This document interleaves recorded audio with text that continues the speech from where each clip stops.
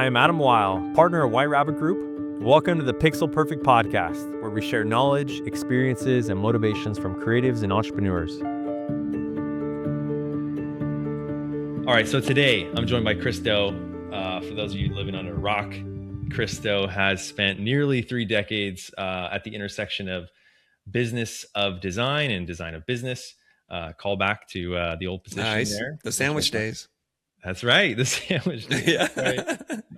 Yeah. So, Chris has been in the trenches running a brand consultancy, Blind. He's worked with companies like Microsoft, Sony, Nike, Starbucks. So he's not just like teaching theory, he's lived it.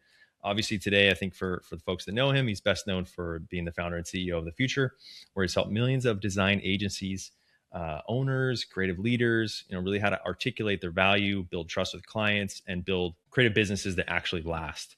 So I really appreciate Chris's perspective on value-based pricing. And so I asked him to come on today to have a really unique conversation, hopefully, where we're going to talk a little bit about your journey, because I think that's important for people, especially creatives that are more introverted, to understand what you've done to really break out of that shell and build a lifestyle that works for you.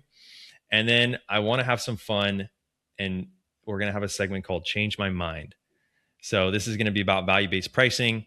Right now, I'll talk about it later, but we charge hourly. And so I want to see if Chris can change my mind on that. So, but Chris, welcome on. Thanks very much for having me, man. Yeah, you bet. My first question for you is, you've said that you're an introvert, but you're talking left and right all the time. Yeah. So how did you go from an introvert to being a popular educator?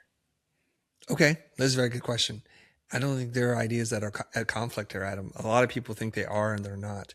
Introversion is about how you manage energy around people. And so if I'm around strangers or large groups of people, then all of a sudden, like, I don't know what to do with myself. I'll start yawning. My eyes will get real droopy. And it used to take me a day to recover from teaching. So I would drive to Pasadena. Back then I was living on the west side in Santa Monica. I would drive to Pasadena. I would teach. And then everybody knew for a day and a half, don't send me nothing. Don't schedule any meetings because I didn't need to recover. I would teach on Wednesday. And so you're going to see me next in the office on Friday. It just took a lot from me. And so when you're being an educator or a speaker, those are not out of alignment. It's just you have to just learn how to manage your energy. And you could be influential and you could be very, I think you could pretty much do everything. There are a lot of CEOs and executives of multi-billion-dollar companies, and you'd be surprised to learn that they're introverts. What do you do to manage your energy? Well, number one is I think you go through like some kind of exposure therapy.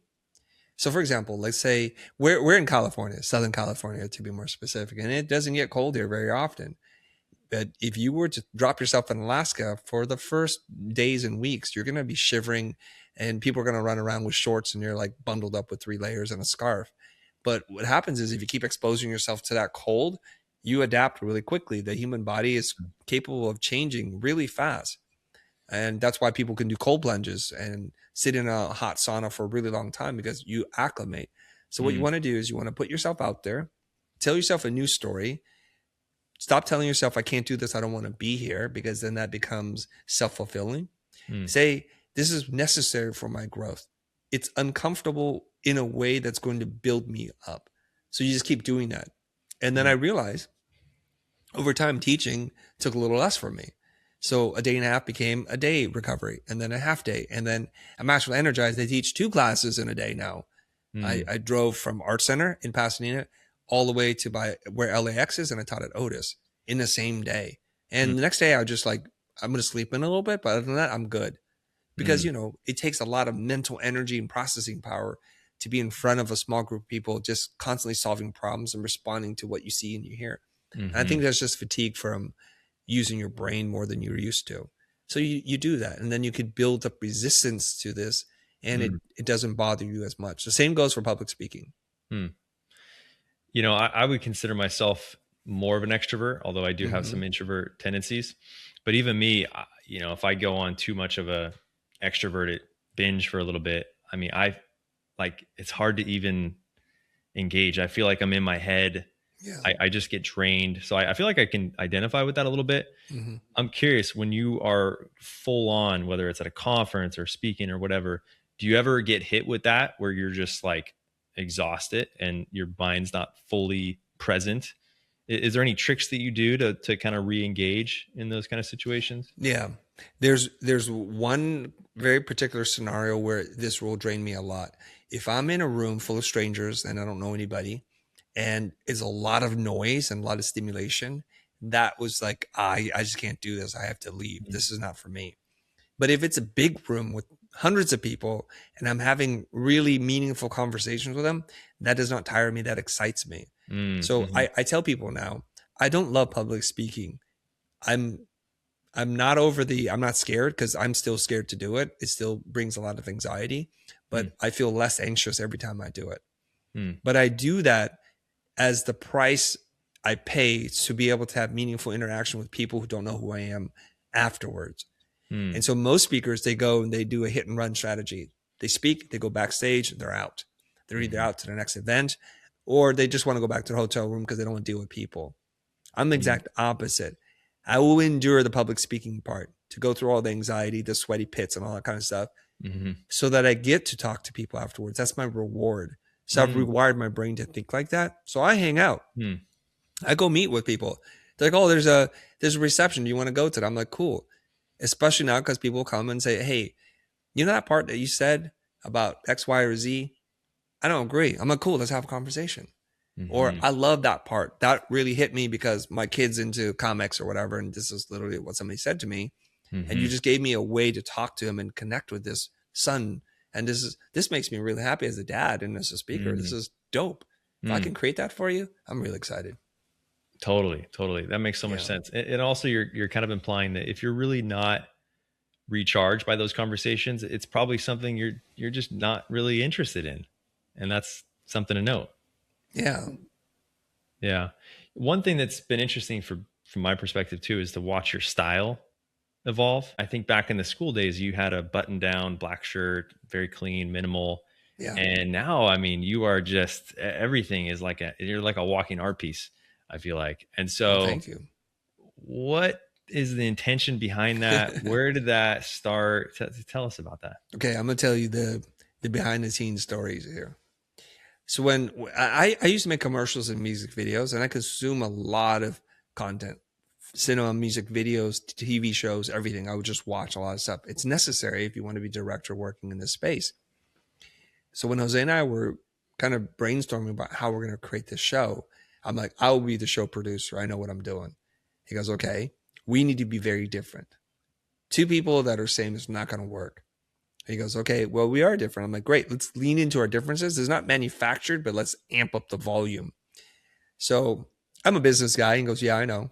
So I'll show up like the way people think of business people, suit and tie, really buttoned up, as you said. And Jose's like, well, I'm a free spirit. I'm like this Burning Man hippie guy. I'm like, great. He goes, I know what to do. He went to Venice. He bought like a tunic or something. And then he started to like be this really bohemian guy. He bought like wood beads. And it is who he is, but it's not how he dresses every day. So we'd go on there and he would play his part and I would play my part. I'd cut him off and like, let's just get to the point. And even that open about sandwiches, I teach business design and he teaches the design of business kind of thing. You want to have polarity so that the audience can decide, I'm on team Chris, I'm on team Jose, or somewhere in between. And they can decide, like, we don't always have to be on this side or that side, right? And Jose, for all his part, was really the leader of this show. And he was the force of personality. I was just there as a sidekick until I figured out how to do this on my own. And the evolution of style is like post-school breakup with Jose. I don't have to play against anybody. I just get to be me. So now I'm starting to explore more of my own aesthetic, which is more like blending hip hop with kind of like business attire. So I'd wear sneakers and caps and like cool glasses or something like that. And it's just a continued evolution of like what I do now. And here's the last part to the story. I'm kind of an anti-brand branding guy. Okay. I don't want to buy into the hype. I know how the game is played. You create false scarcity and urgency with limited drops. People are talking about getting a line. I'm like, no, I'm not into that. I want cool pieces, but I'm not willing to pay for that. On a trip to Australia years ago, I had my eye on like a high-end bag from Louis Vuitton. I've never bought anything that expensive before. And I was like, do I really want this? And I was just sitting there thinking, I really love the design. It's a cool accessory and I can just carry this bag around. And so while there in Melbourne, I bought my first like luxury piece, and it was just a handbag. And I thought I was going to have all this pain around the price and like, oh, I've just given up. I'm exactly the problem that I used to make fun of. But you know what? It didn't feel like that. And that was the thing that pushed me over the edge, because I used to get hung up over like, I'm not paying $300 for a pair of pants. It's ridiculous. Mm. And now I'm like, I just dropped $1,000 on a pair of pants. I'm like, oh my God, what has happened? I'm not letting my wife listen to this episode for sure. I'm gonna go out and get a Chanel handbag. Yeah. Interesting. That's cool to hear the intention behind the school back in the day, because as an audience member, I kind of thought there was some tension between you guys. Well, there is real tension too. There is real tension. So that so sure, you played manufactured. into it even more, and that also is intentional. Now, kind of doing your own thing, do you feel like that's allowed you to just fully present the message that you want to present? Like how has it been kind of doing your own thing since then? Yeah, I've talked about this before, where I'm not good with like partnerships and co-creation. And I've made videos on it, goes why I never have a partner. It just doesn't work out. It never has. I've tried so many times, it doesn't work out. So even a co-host and someone who's going to drive the agenda, like we should do this or not do that, we have different working methodologies and pace and effort and outcomes that we want to create. I'm not saying mine is better than his is better than mine. We just have different outcomes. And so once I'm kind of free of that, I get to do whatever I want. And so to me, all of us, no matter what we're trying to do in our life, I think we want freedom more than anything else. Freedom to do what we want, when we want to do it, where we want to do it, for as long as we want to do it. So now I'm creating content. I'm like, wow, I want to talk about this. I want to teach this way, and I want to show up with whatever I want to wear.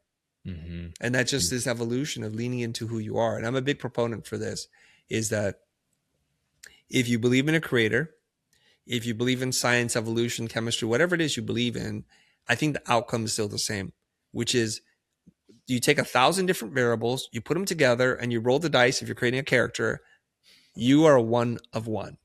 And you have unique gifts, strengths, and weaknesses. The problem with general society is that we try to work on our weaknesses and we forget about our strengths. I'm not saying ignore your weaknesses, but lean heavily on your strengths and try to see what the world would be like if you could just live in your strengths for a period of time. And I think once we discover that, it's a huge unlock. Yeah. Any tips on like how to embrace that? Because I think the world is full of judgment. I think people are hypercritical of themselves. Yeah. We have social media. We're comparing ourselves all the time. So any tips on like how to fight that? When I run my workshops on personal branding, we dive deep into this thing. So there's this concept, and I don't know if you're familiar with the symbol. It's the yin and yang symbol. It's been appropriated like surf culture. People will use it, or people will tattoo it on their arms. Basically, it's about balance and harmony. There's a black component and a white component, and they're in perfect harmony. The two together are really strong. So what we try to do is we say, like, some of us know what our strengths are. A lot of us focus on our weaknesses. So we could start there. The things that we don't like about ourselves, the things that we're almost afraid to admit to anybody, things that we have a lot of shame, guilt, or anxiety around, what makes us feel nervous. And if we just sit with that for a little bit and we ask ourselves this one question: if I hate this part about me, it's not all bad. What is the good part to this? What is the benefit of this thing? And I do this exercise with people. I don't know how tall you are. I'm 5'8". How tall are you? 5'11". Okay, so you're on the little taller side. My buddy Drigo is like 6'3", 6'4". He loves being tall. And in our society, being that tall has a lot of advantages. The whole short king, and women don't like men that are shorter than them. They don't feel as feminine, right? So he has an inherent advantage. So you would say that that's a really positive thing. And if you're shorter, you would envy somebody who's much taller, and you'd wish you were taller, so much so that people have surgery on their legs to extend how tall they are. But then I asked this question: what's the downside of being tall? We just focus on the positive. So what's the downside? Well, the downside is, you know what? It's tough to be on an airplane. It's tough to be in a compact car. You need to be in the passenger side. You can't be in the back because your knees are into your chest. And he has a lot of problems like space on a couch, space on a bed. And a lot of times clothes are not made for you. They're made for more like people between my size and your size than for people like him. He's got to shop at the big and tall. So the selection is less. And every time I go to a store, usually my size, not for him, because he's an outlier. So there are negative parts to that. Well, then when we say like, what's the positive part of being shorter? You know, there are people a lot shorter than me, but like say 5'8". Well, there's positive parts, so it's not just negative. So then we think about that. Like for me, any seat on an airplane is like business class, you know, and we can go on and on. So the way that we kind of figure out our strengths and weaknesses in this world is we take inventory of it, both positive and negative, and we ask ourselves, what's the downside to this thing that's really positive? And what's the positive, the upside to something that we think is negative? And here's the classic example too. Let's say you don't have a lot of money. We even use the word poor. What is the possible advantage of being poor? Here's one. You always know who your friends are, because nobody's trying to be friends with poor people that aren't genuine. And the downside to being rich is you never know who your friends are. Everybody wants something from you.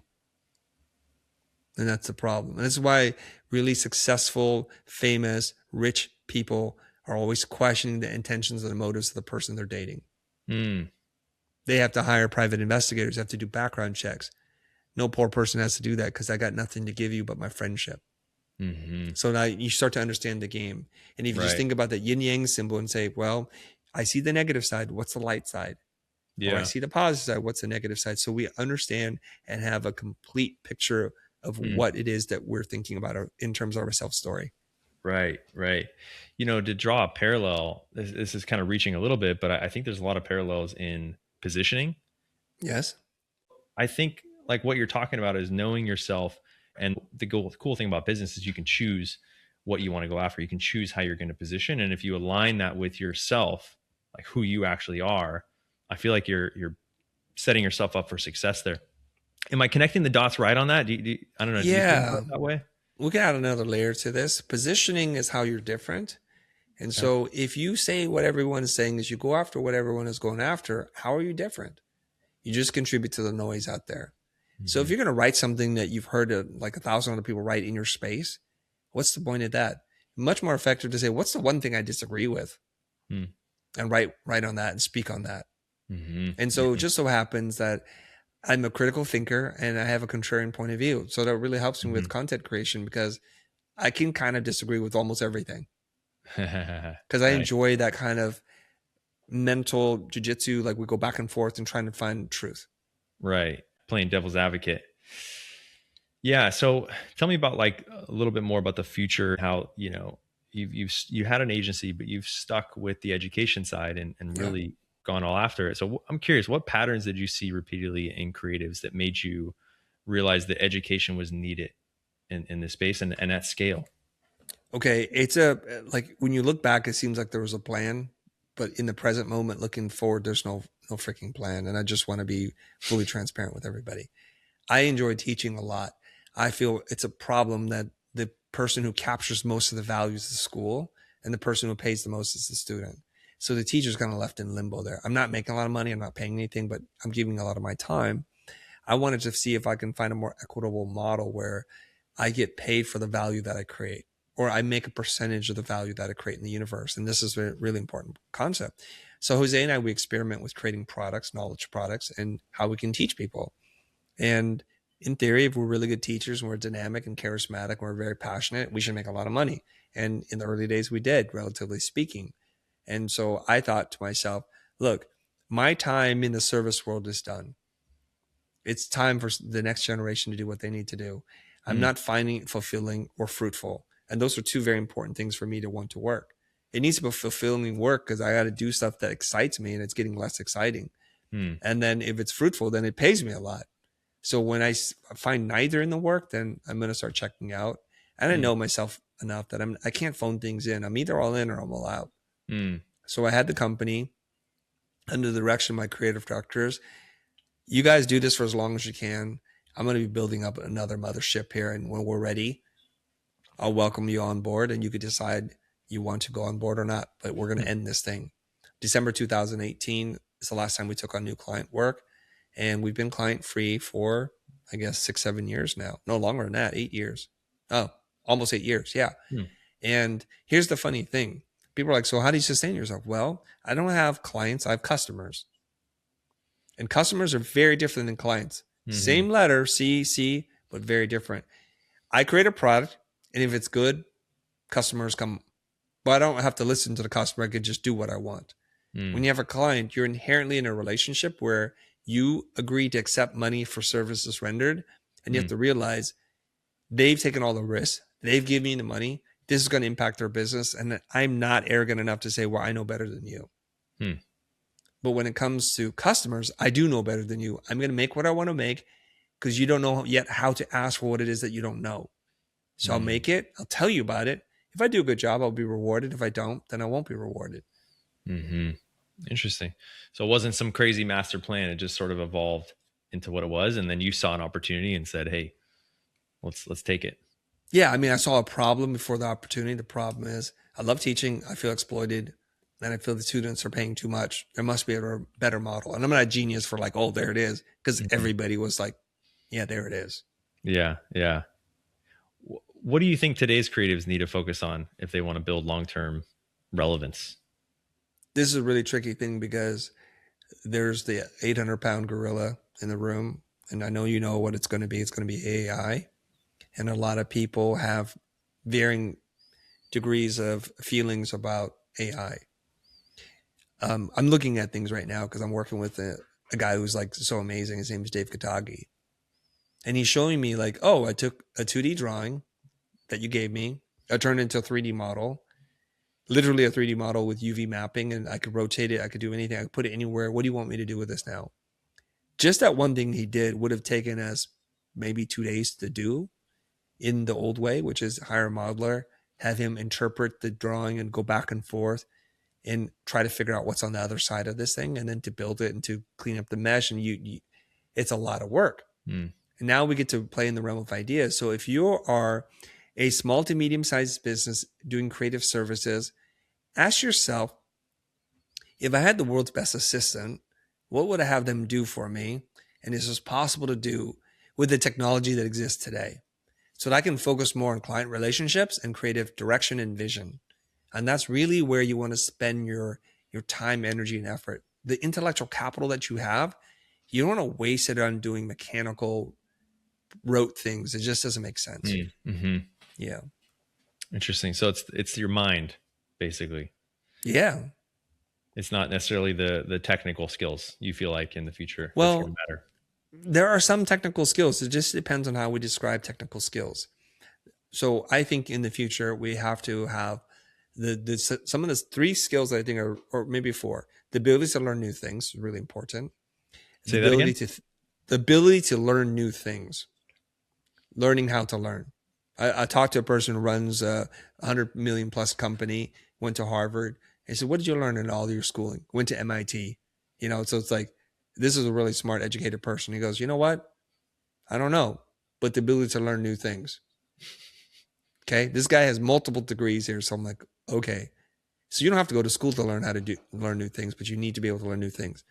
Number 2 is I think the humanities are really important.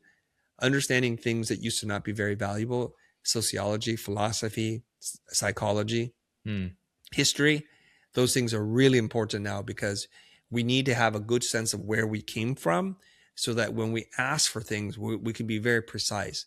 So, the art history class that you might have slept in or slept through, it turns out that probably was not a great idea.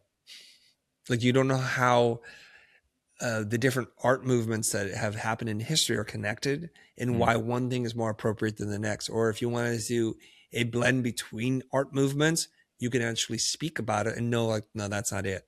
Number 3 is to have taste. And taste, I think, can be learned. It's not innate. Some have a stronger sense for it. It's just your ability to see and observe the world. And if you can see and observe the world, I think that's a really important part. Number 4 is your ability to communicate ideas simply. Right? There's a quote somewhere that says, if you can't explain something simply, perhaps you don't really understand it. Yeah, makes sense. I like the history one too. That feels especially relevant right now because we're just bombarded with content. Yeah. You're right. It's like we can just get stuck in this little slice of time and not really consider anything else. Yeah. I was talking to a very successful entrepreneur, and he told me something. He said that the AI version of him from a year ago is better than the real him today. What do Just you mean let the that AI sink in. version? The Because what he does is he goes onto the machine, act as me, and he types in his name. Mm, What's your opinion about this thing? How would you advise somebody to move forward? And he goes, the answer that I get back from AI is better than the one I would give today. So mm, he said something to the effect that my time is limited here. The days in which people will come to me for the information mm, are waning. mm, So I ask everybody to think about this. If a better version of you already exists on the machine, what are you going to do to future-proof yourself? mm, If you use that as your imperative to like think about how you can design your life and your business, I think you're going to make much better decisions. mm, Assume that you're going to be replaced and then find a way that makes you irreplaceable. mm. It's funny, funny timing. I just saw, I don't know if you know Nick, I think his last name is Pattison. He runs a fabulous branding agency. And he said that your work, if you're good enough, your work is being funneled into AI for the future. So every time you do work, if you're going to stay relevant and different, is you have to create wildly creative, original art, like continuously. Do you agree with that? Do you think that's one way to try to stay relevant? That can be a It's always way. difficult, It might be next to impossible. I right? don't believe it's sustainable. And even in a conceptual model, it might not be doable. Forget Mm, about the real world. Like, how do you keep doing wildly different things? You have finite imagination and time. How do you do this? And how do you keep doing this over and over again? So if we look into this is where history comes in. Who are the greatest artists of all time? Make a list of them. And it could be a subjective list. It doesn't really matter. And ask yourself, how many times were they able to reinvent themselves? So I'll mm, answer the question for you. I think Picasso is one of the greatest artists who's ever lived. He had a couple of different periods of reinvention. Maybe there's 6. So you're saying like, how do we compete against AI by constantly reinventing ourselves and making brand new, original, never before seen art that it can ingest in minutes or seconds and then outdo what you do? I don't mm, think that's the way. mm. Now, I grew up and there was this cartoon. It's Paul Bunyan and Big Blue. Do you remember this? It's kind of a folk tale and also an animated thing. Okay, so Paul Bunyan is a giant lumberjack and Big Blue is his blue ox. And they're kind of legendary folk heroes and they can chop trees down and they're just a great lumberjacking team. So Big Blue would pull the logs and Paul Bunyan would chop them down. So one day, kind of a slick salesperson was like, I have an invention. It will make all this work much faster. Guess what he invented? The chainsaw. So he's like, I'm weak. I'm not tall. I'm not big. I don't have this. So with a tractor and a chainsaw, I can beat you. So then the town's like, okay, great. We're gonna have a competition. So they line up and they just start chopping through the forest. Paul's like one swing, trees fall. This guy's like cutting tree down after tree. And then his trainer, his vehicles were able to do this. And then Mm, they went to measure at the end of the day and the chainsaw beat Paul Bunyan. mm, And I think it's sad to see because Paul goes off into the field kind of dejected, but then he's able to play with Big Blue and now he doesn't have to work because he's like, this is not important anymore. So he mhm, found something more meaningful for him to do. But I think the lesson in the allegory here is that don't try to compete against what the machine can do better, faster, and cheaper than you. mm, mm, mhm. You're gonna lose. Like it's Yeah. like let's create programs where people are gonna learn how to do coal mining. The machine and all that stuff could do it faster than you. It's Mm, not a good use of this life you were given. mm. So you have to figure out what else you're gonna do. Yeah, it seems like you'd be banging your head against the wall going that route. It's just not Yeah. practical. Hmm. Okay. Well, I love to dive into value-based pricing. You know, it's funny when I was doing some research on some of your videos, I think like the top most popular videos were like the value-based pricing ones, you know? Yeah. So I think this would be a really fun discussion. Change my mind on it. I'm going to give you a little premise. Okay. All right. I'm just going to tell you the real deal, like what we do here. You can fire some holes in it. I'd love to hear your thoughts on it. Okay, great. So here's the premise. I'm a partner of White Rabbit Group. For those who don't know, White Rabbit Group builds custom web apps and mobile apps for creative agencies. Been around for 10 years and we've done hourly the whole time. It's going great, but I do see an opportunity for us to charge more, to make more profit, but I'm not quite sure how to introduce it. And every time I run this equation and do my notes on how would we position it, I don't quite know how we can do it. And I can tell you maybe some of the challenges. Would you like me to start there? Where would you like to go on it? As you can imagine, I've had this conversation many times. I'm pretty confident that I will win and you will lose. I love that energy. So, all right. So first of all, is it your desire to move away from hourly pricing, or do I need to work with that first? It is a desire. Yeah. So let's just say it's a company of one and you get to make all the decisions. Okay. So what do I need to change your mind about? Well, I would need to change my mind about how the agencies that we work with, that we sell to, would be on board with it. The client, the customers, we call them partners. So these are the core challenges that I would need to overcome. So one is there's the precedence. Agencies are just expecting an hourly estimate for our development work. So that's one challenge. Another challenge is we don't even get to talk about it. Like everything's under NDA. The client doesn't even know about us. Yeah. So a lot of challenges. Yeah, there's a lot of challenges there. And then if there are change orders, so this is one other thing. A lot of times the agency is working with them on other initiatives, PPC and social media and all these other things. And then they say, you know what, we're going to do that change order. We're going to make that design change to the website that we're doing right now. Mm-hmm. And if we have a fixed price, then you eat the cost. We eat the cost versus if it's hourly, I can just say, no problem. We're just going to tack it on. So it makes it a little bit less friction. Yeah, you have a lot of problems. I think those are the core ones. Okay. This isn't so much a change my mind episode. It's more like, how do I do something? That's fair. Yeah. Okay. So here's what we're going to say. Yeah. Yeah. So I've already won. I'm just kidding. Okay. Here's the thing. You're too far away from the client proper, meaning the people who actually are making the decisions. This is being white labeled for lack of a better term, right? You're kind of invisible to the people who actually write the checks. Yeah. And the further down you are in the food supply chain, the less control, the less autonomy, the less money you're able to make. So the number one thing is you have to start thinking about how to play the game of how to get closer to the client. The best thing is get to the customer who buys the thing from the client, who then hires the agency, who then hires you to do dev work, right? Mm-hmm. So there's just orders here. We got to get closer to the decision makers. Okay. The challenge for you right now is they take a lot of risk and therefore should be rewarded for the greatest amount of profit. And so they look at you. What's that? The agency. And if I'm an agency and I'll tell you right now, while we're still running an agency, we were bidding on a big tech company and they wanted us to build a very specific app for them. We know nothing about app development. Okay. So we went to a vendor who's built a lot of apps for really big companies. How much is it going to take you to make this? And they said $420,000. Right? Which is fair for them. We didn't tell them what price to submit it at. Okay. What do you think we submitted our bid at? Probably 600,000. And what would you base that on? Like if it was you making that decision? Well, I think I'd need to factor in, if I'm an agency, I'm in your position, I would need to look at what's our portion of the work. Are we doing design? Are there other things? What's our costs on labor and all that? What's our markup there? And then typically agencies will mark up our rate by anywhere from zero if they're just trying to get a pass through and close the partner and sell them other services, or some of them are more aggressive and maybe they'll double our rate. That's maybe the most they'll do. They might say, as a rule of thumb, whatever costs us that 30% net margins, right?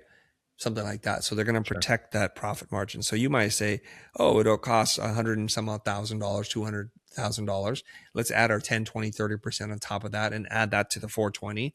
That would seem like a great way to bid. And that would be exactly the wrong way to do this. Okay. Why? And I'll tell you why in a second. Okay. So we put in the bid at $1 million because for us, the cost of making something has nothing to do with how much value the client perceives the project as. And in fact, I know this for certain companies, if you bid too low, they can't take you seriously. They're like, this is risky. If everybody else is coming in at 1.3, 1.5, and we're coming at 600, like they don't know what they're doing. So it's a weird game that you play. Assume that there are multiple bids, 3 to 5 bids. Okay. We want to be at the upper or the top of that bid, never the bottom or the middle. So we have to say, what is everybody going to submit at? We need to be higher because pricing is positioning. Let's understand that one concept. When you pay more for something, you expect that thing to be better. Pair of jeans, food, cars, all the same. A Toyota, a Honda will outlast most European cars, but they're priced in the $40,000 to $50,000 range, whereas the other ones are 80 up. We just think they're better made, and in fact, they're not. I've watched enough TikTok videos to know this. The mechanics is, here's the most expensive cars to own. They're all European. So we know this. So pricing is positioning. So if you understand that from a branding point of view, you have to say to yourself, what price will position us as the preferred option versus the one they're not going to recommend? So that's lesson number one. Let's talk about that. We could debate that if you wish. Okay. Well, I'm wondering how that would apply to us when they're comparing us to 3 other vendors that are just doing hourly. Okay. If the agency is outsourcing to us. Yeah. So the problem right now, it's a second problem of positioning, is that you're seen as a commodity. They cannot see you as a difference between A, B, or C, so they will just select the lowest price. Now, you and I, if we were to buy milk or eggs or whatever it is, apples to apples, we can't tell the difference. There's no reason why we would pay for the more expensive one if we cannot tell the difference. But you know what? Maybe there's a milk company called Heritage Farms where it's Bob and Sally, and these are cows. They're grass-fed. They're humanely treated. They're free range, whatever. And you're like, you know what? I'll pay $3 more for that bottle. And another company tells a similar story, but instead of packaging in paper carton, they package it in glass and ask you to put a $2 deposit down, and they charge you even more. Well, why is that? Because we perceive glass as more premium. We don't want the plastic coated paper, wax paper, to leach into our milk for our children. So all this is about packaging and positioning, and we don't realize often how important packaging is. So right now, I'm going to assume you're not telling a compelling story, or you're not packaged well, and you're not positioned properly. And those are 2 or 3 things that you'd have to work on to change the perception. Okay? Got it. Yeah. Okay. So if they're like, well, there are 2 other companies that are bidding hourly, why would we do this other thing with you? Now, I'm going to get back to this very real example here. Okay. Because when I tell people this, they fall out of their chair. It's like, so Chris, what do you do? If you are going to make $600,000 roughly on $1 million job where we practically do no work, like, how's that even justifiable? I'm like, because you don't think about money the same way we do. Okay. So what we're doing is we're brokering the client relationship with the person who can do it. If the client knew the person who could do it, who wanted to manage that, they would just hire them. But they want the buffer because this is how big companies work. Okay. Now, if you look at this, look at the Hollywood model for a second, and then we'll directly answer this question. When a picture is released and it does $100 million, who do you think makes the most money? Is it the star, the supporting cast, the composer, the editor, the cinematographer, the director, the screenwriter? Who makes the most amount of money? Who gets the money first? Maybe the producer. It's almost always the producer. And not just the producer, the executive producer. And until you understand how Hollywood works, the executive producer says, I optioned the right for the script. I've attached a director, and I've found the financier. This is usually how it works. Without them, this thing doesn't happen. And so they usually have the biggest stake in all of this. So when the picture blows up, they keep the IP. They control who gets the next gig. They can do the sequels. They can do the toy line. They can do all that. They make the lion's share for what creative people describe as doing nothing. And it's that kind of mindset that keeps you stuck at this whole, well, I'm the labor, I should make the most amount of money. And it turns out that's not true. So the reason why we would make $600,000 on this, in theory, gross profit, not net, is because we worked really hard for 20 plus years to be in a position where a big multi-billion-dollar tech company would even call us. So that's called marketing and positioning and branding, okay? And then we have the resources, the Rolodex deep enough We know how to run complicated jobs such that we can deliver on time and on budget. Can I So challenge that? go ahead, challenge it. In today's world, there's so many agencies out there. I think someone told me that there was like 100,000 agencies. That argument makes sense to me with a finite amount of agencies where resources are scarce and it's difficult to find people. But I feel like in today's world, it's so easy to find those people that is not as valuable anymore to have those connections. What do you think about that? In the course of running my agency, I have literally thousands of people in a very carefully guarded Rolodex or database of artists, designers, illustrators, all those kinds of people. These Madison Avenue ad agencies who do $600, $700 million in revenue a year, how many of those people in that Rolodex do you think they actually know? What do you mean? Like, I have a roster of superstar artists, designers, and creatives. And you're like, well, if everybody knows them and they're on the internet, they all have their portfolio on the internet, on Behance, on Instagram, wherever it is that they on just on the web. You could just Google them and find them. From the agency side, how many of those artists you think they know percentage wise? How many of the artists get a percentage of the? No. The ad agency who hires us, how many of the artists that are in our pool of artists do you think they actually know and can call upon?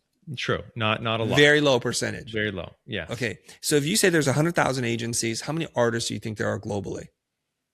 Oh, there's millions. Yeah. Way more than that.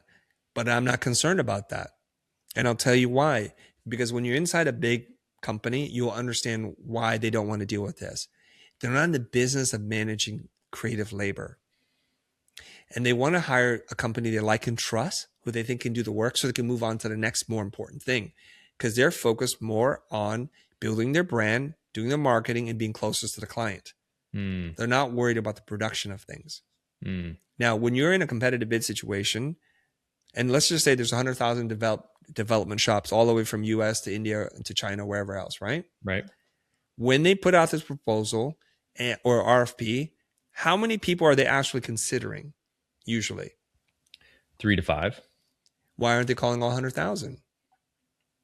And you don't have the time to take a look at them all. First, they don't know who they are. They don't trust them because those other dev shops haven't made enough inroads to be even on the map.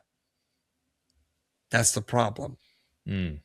So you're really competing against 3 to 5 shops, sometimes the same, sometimes a little bit different. So your competition isn't 100,000.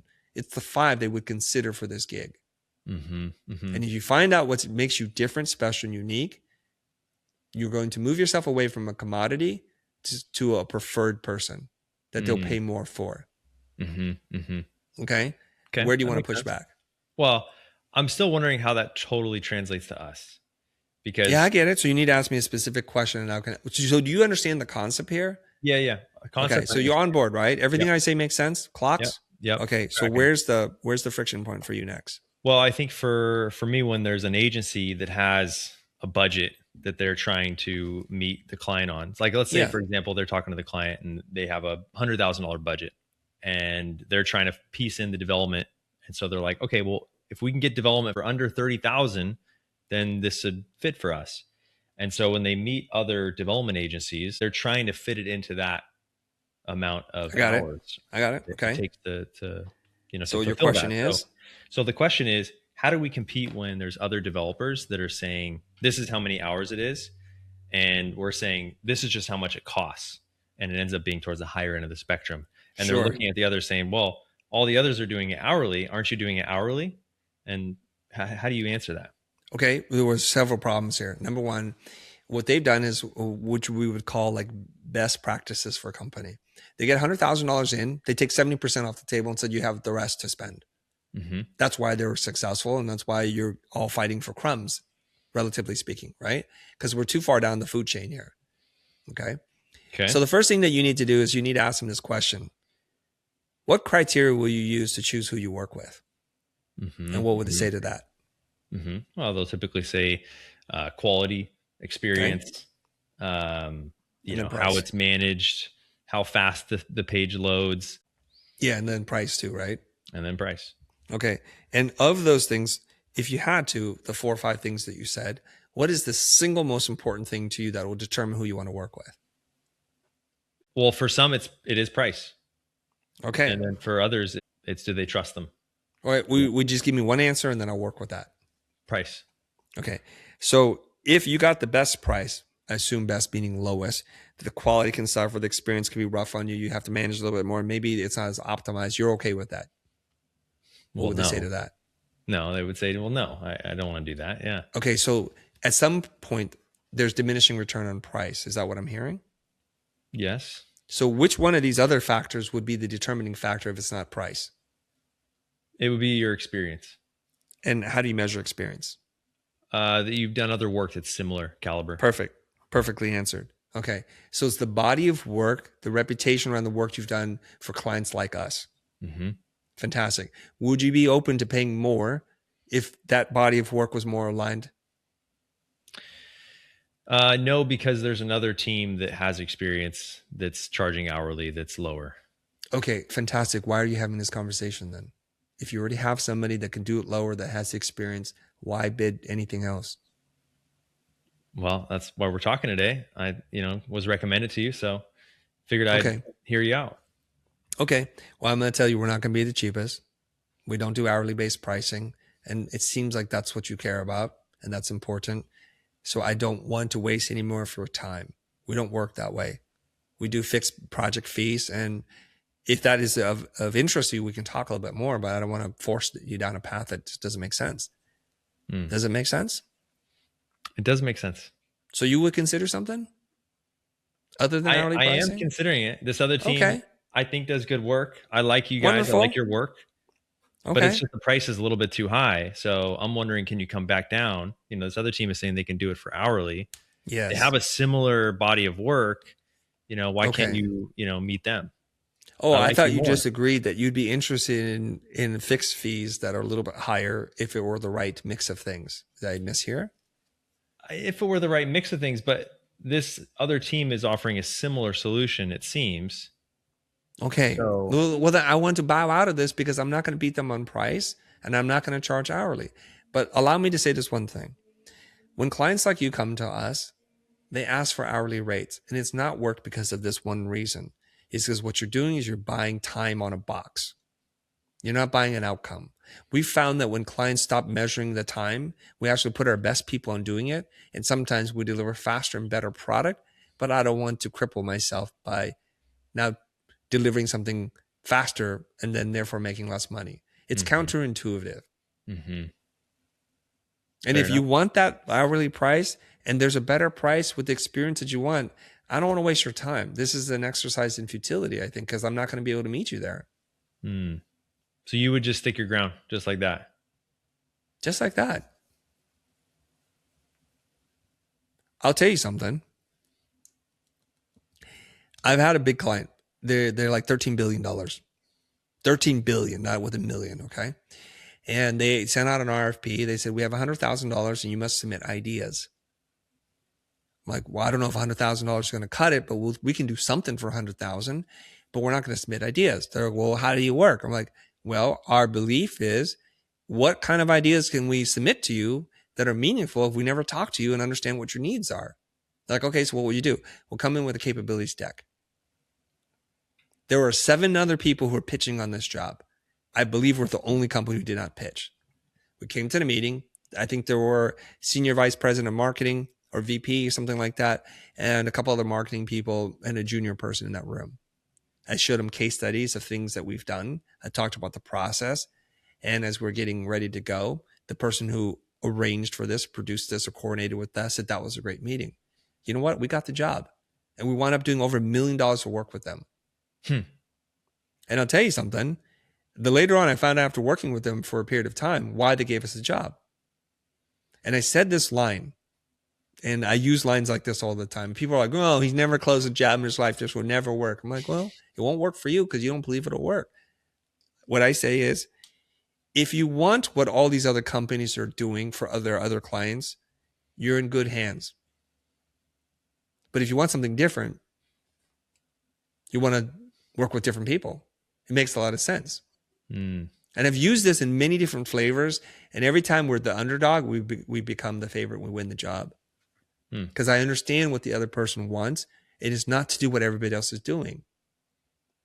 Nobody wants to manage your hours. No one wants to pay for time, but that's how the language they use until I make them understand this might not be in your best interest.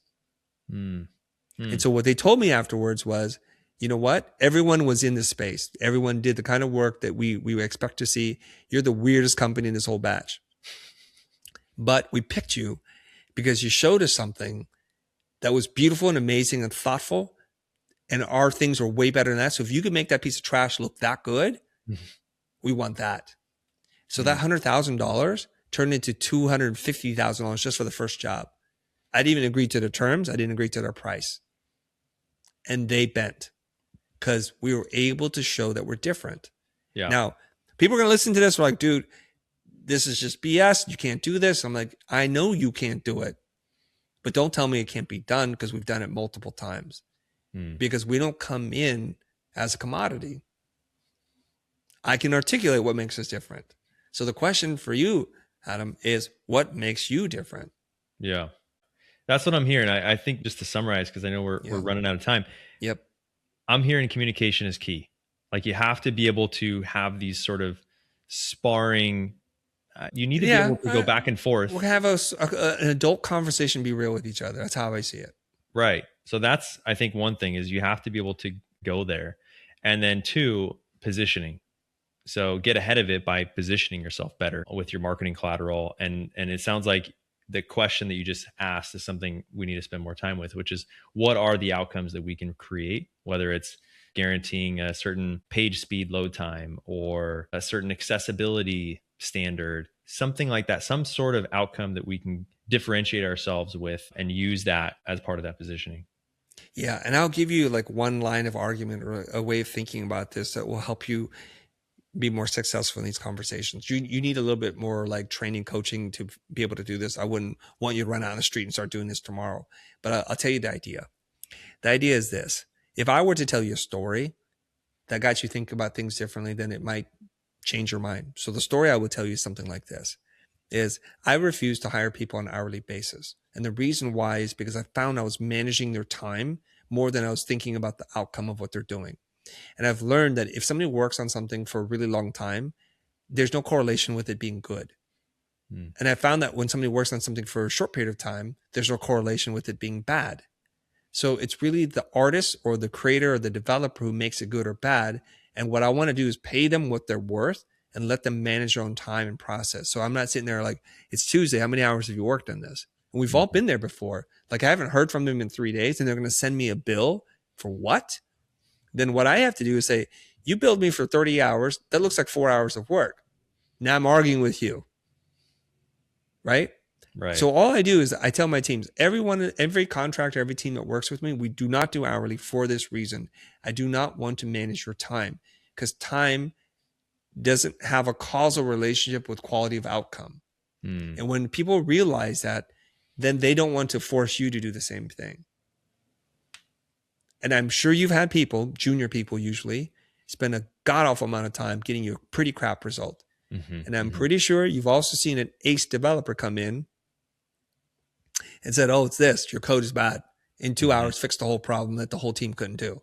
And I have so many stories of this where we paid someone like $2,000 a day and they did more work than 6 people combined and got us the result that we wanted. Literally, this is what happened. Team of 6 could not produce the results, spent a week and a half doing it, and we're just burning money at this point. I brought in one guy in the night, he did it by himself on his like laptop because he was that good. That's what I pay for. I pay for outcome. I don't pay for time. If you measure time, what you get is time. If you measure outcome, what you get is outcome. And that's what I care about. So my video team, I don't know how many videos to make. I don't really care how many hours they work. But when the needle's moving in the wrong direction on that graph, in terms of subscribers, retention, click-through rate, we have a problem. That's all I care about. I love it, dude. Let's end on that. That's great. Appreciate all the feedback. Where can people find you? They can find me everywhere on the internet, thefuture.com. with no E, Futur, thefuture.com. I'm the Chris Do, Do spelled D-O, Instagram, LinkedIn, YouTube, wherever. Awesome. Thanks so much, Chris. Appreciate it. Very welcome. Thank you for listening to the Pixel Perfect podcast, where we go down the rabbit hole on the journey and motivations of creatives and entrepreneurs. Stay tuned for more stories to come. Until next time.